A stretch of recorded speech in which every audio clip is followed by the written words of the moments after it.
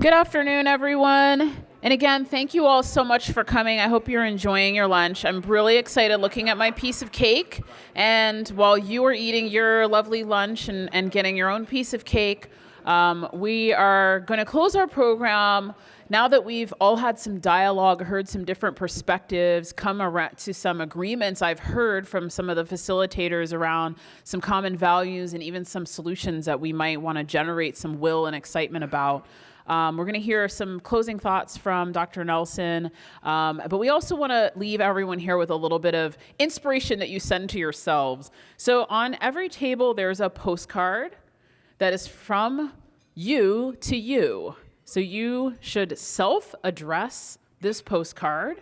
And at some point in the coming weeks, we are going to send this to you. And it will remind you, you're reminding yourself in the future, time traveling, of something that you learned today, thought today, had an idea that was sparked today that you would like to carry with you. We're all going to go back into our own little silos or cylinders of excellence, as we might call them, our own perspectives and worlds. But we want to take with us the spirit that we had today of talking across those worlds. So in case we forget, we here at PSU will send this to you so that your future self will remember, what new perspectives did I discover? What action will I like to take after participating today? What new contact would I like to follow up with? So if you fill this out and leave it at your table with your own address on it, we will send this to you so that you can carry this day with you. So again, I'm going to welcome up Dr. Nelson to give us some thoughts. We've had some dialogue among the panelists and Planning Oregon faculty that was really rich, and he's going to share some additional thoughts and perspectives. Come on up.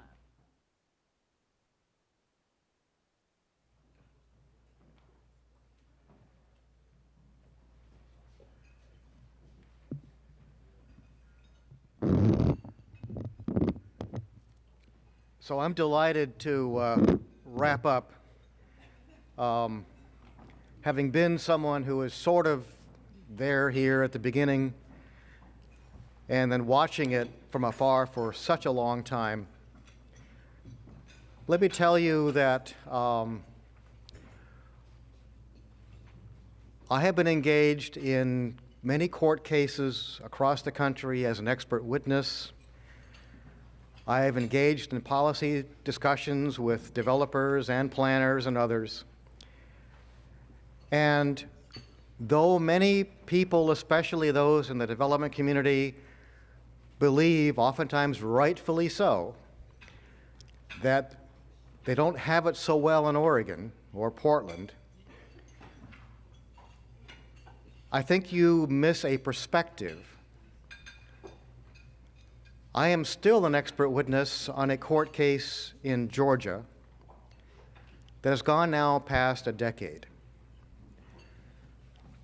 The average time it takes to get a routine subdivision approved in Florida is running now more than 2 years. This is without a zone change. So it's all relative. You know, we have problems here. But things like clear and objective standards were invented here as a planning theory, a planning requirement. The Land Use Board of Appeals, there's nothing else like it in the country. Good or bad, there's nothing else like it in the country. I think it's mostly good. The 4-month requirement that local governments make up their mind on a completed application is novel. Nobody else does that in the country. And that does speed up the development process, though you might not think so because you're in the middle of it. It does make a difference here, and we can measure those around the country. But let me give you some parting thoughts. I think my perspective is that, Thomas Jefferson observed this.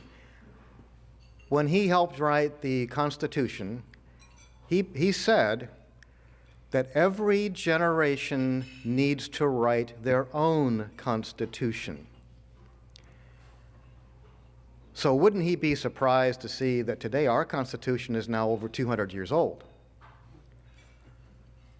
Because he didn't see the Constitution as being so long lived, but rather responsive to the needs of the generations at the time. Well, our Constitution, called SB 100, is now 40 years old and going on longer than that.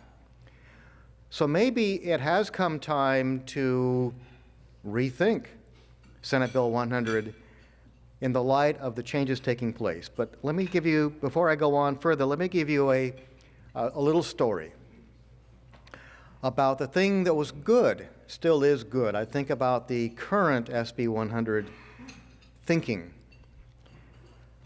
So, does anybody know where Durham, Oregon is? Yeah. Durham, Oregon is sandwiched between three much larger suburban jurisdictions in southwest Portland. It incorporated itself explicitly to be exclusive. Not surprising, frankly. So one day, Mr. and Mrs. Seaman decided to ask for a zone change on a piece of property at the corner of Boone's, Upper Boone's, and I forget the other street name. It's been too long. Taylor's Ferry, I think. They wanted to build apartments on their 5-acre tract of land, clearly needed in the area. The city said no. The Seamans sued, and they sued under the housing goal, Goal 10. And the city lost. Thankfully, the city lost. The city lost because in deposition, one of the elected council members said something like, "We don't want those people living here." And that was cited in the hearing officer judgment. So I was hired by Durham, Oregon, to have a plan that met with the LCDC goals and guidelines and also complied with the Metro goals and guidelines as part of the special Metro laws, statutes. I said, that's fine. And I went down the checklist, and they said, oh, no, Mr. Nelson. I was Mr. Nelson then. They said, no, we don't want them living here. You just fix our plan to be compliant and just leave us alone. Oh. So we tangled for about 6 months. I was their consultant. They were paying me. I said, I really can't fix the plan the way you want me to fix the plan. Oh, what do we have to do? So then I went through the 25% affordable housing rule. That 25% of all the housing stock in the community had to meet affordable housing definitions. I think that rule is still around, isn't it? Is it not around? That was done 30 years ago as a statutory requirement. So I rolled out the city map and I gave them all crayons. And I said, you tell me where your affordable housing is going to be met. And they said, oh, well, how many units is that? Well, you're going to grow up to be about 1,000 housing units over time, eventually. That means 250 housing units have to be affordable. Oh, no. I said, yes.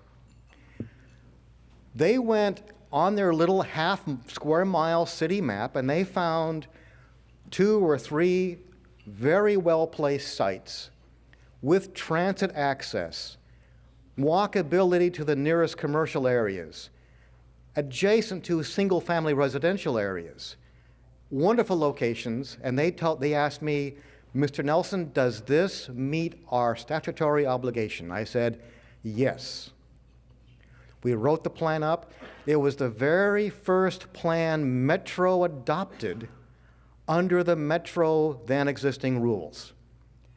The little mouse roared because then all the other bigger jurisdictions that had equally or even more complex problems paid attention. If little Durham had to do this and did this, we're going to have to figure this out for ourselves too.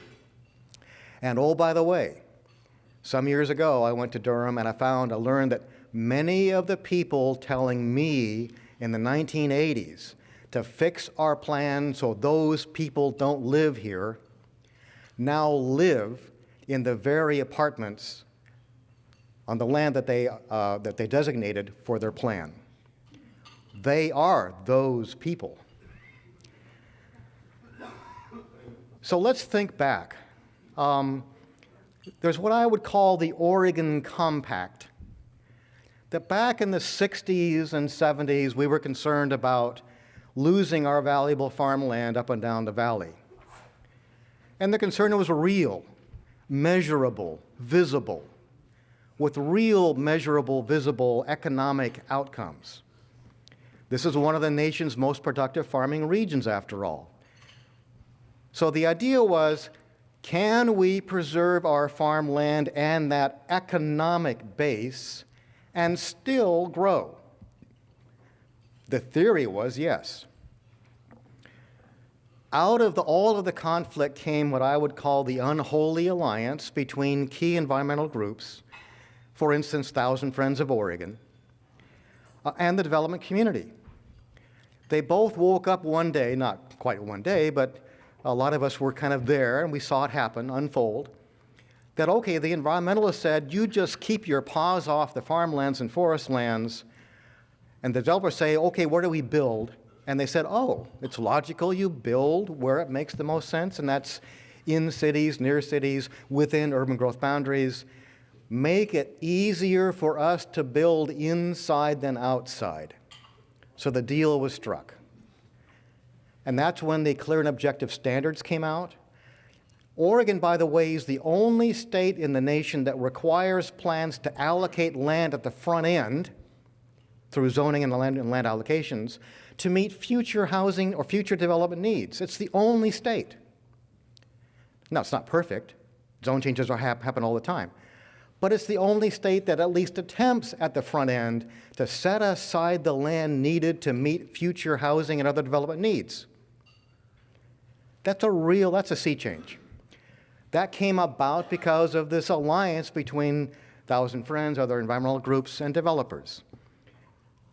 Now that began unraveling in the 80s, 90s, in my sense, after I left the state, because the new people coming into Oregon, and maybe some already here, didn't understand the deal, didn't understand the Oregon Compact.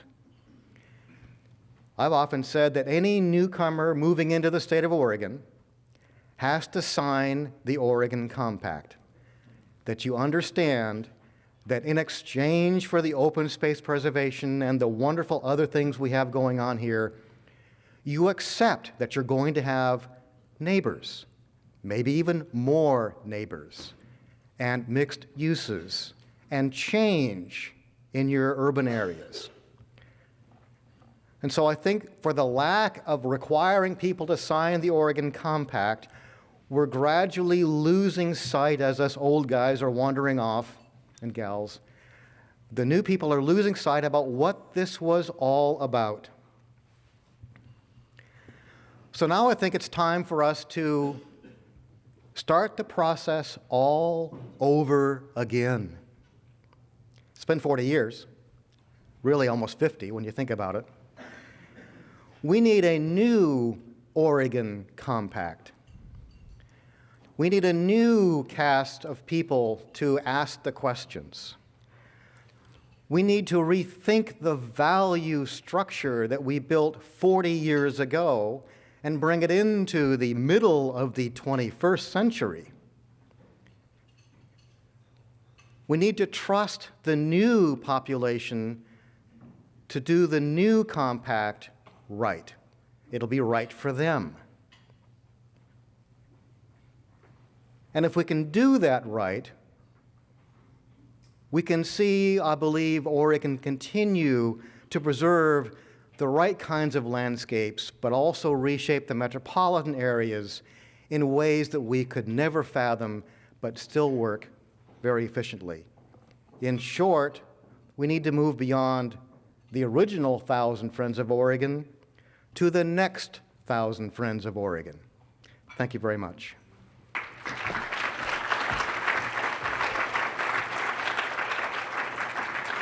Thanks so much, Chris.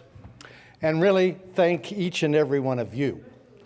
I'd like to ask, we have a little presentation to make that they don't know about for the 4 panelists and Chris who have done such a marvelous job in terms of helping lead us and talk about cooperation, collaboration, honoring one another's perspectives, sitting down and knowledge sharing.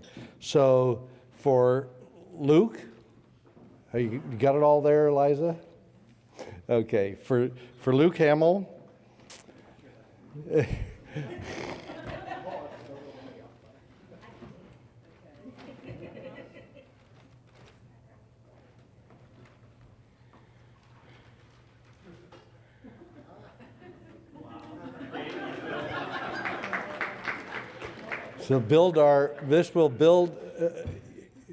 we're providing for the habitat of our future in terms of bird life and the like.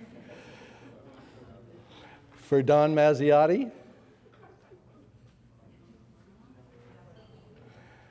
They're adaptive reuse. They're former barns. absolutely been recycled. And Kate Allen. And unfortunately, Anjali had a government hearing she had to get to, so she's not with us. And obviously then to Chris. Thank you so much to the 4 panelists.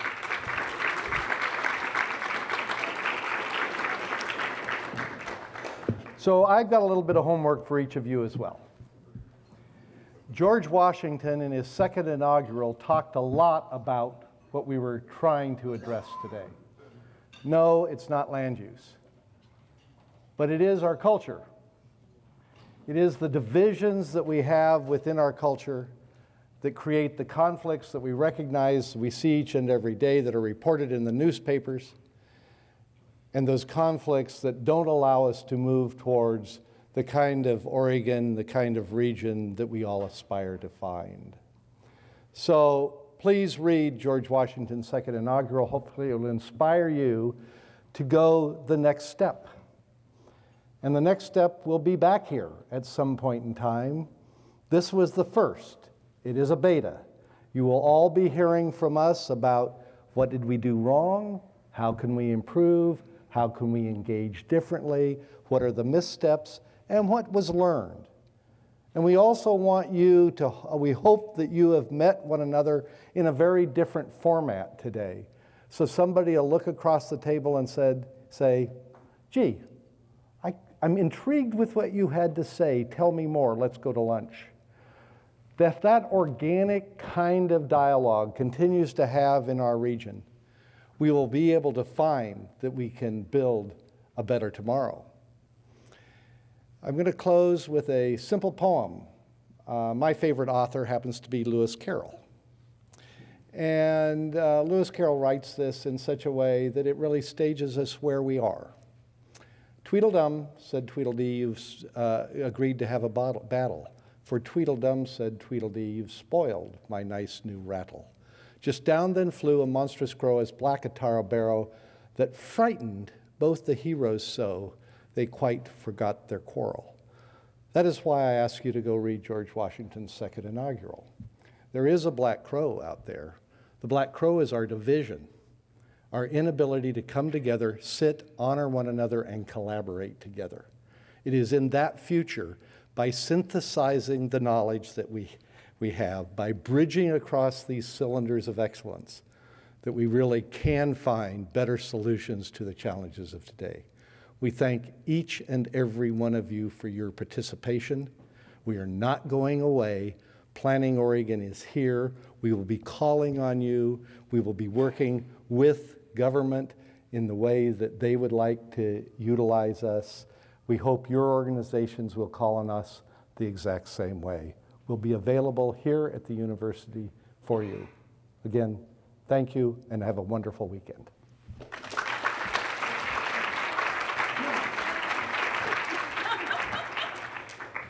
Jim, we also have a birdhouse for you for the tiny birds that live in Damascus at your beautiful home. I'm sure that a lot of you know Jim Urban. He may have called you personally to get you to come to this event today. Quite a biography from being a home builder, president of Home Builders Association, working with Habitat for Humanity internationally, the Home Loan Bank. Fannie Mae, and his depth of knowledge, as well as his connections and the trust, the relationships that he has here in the community, have been really instrumental to our ability to start this conversation and keep this conversation going. So thank you very much, Jem. And I also want to really acknowledge, see, I've tricked you into coming up here, Kevin Pazzi and Liza Moorhead, who have really been the full behind-the-scenes staff of this entire event. So everything that didn't involve someone talking into this microphone was done by these two folks. And Kevin has been our Planning Oregon program manager and has really gotten us off to a wonderful start. And Liza helping us with this event. So I want to thank you two as well.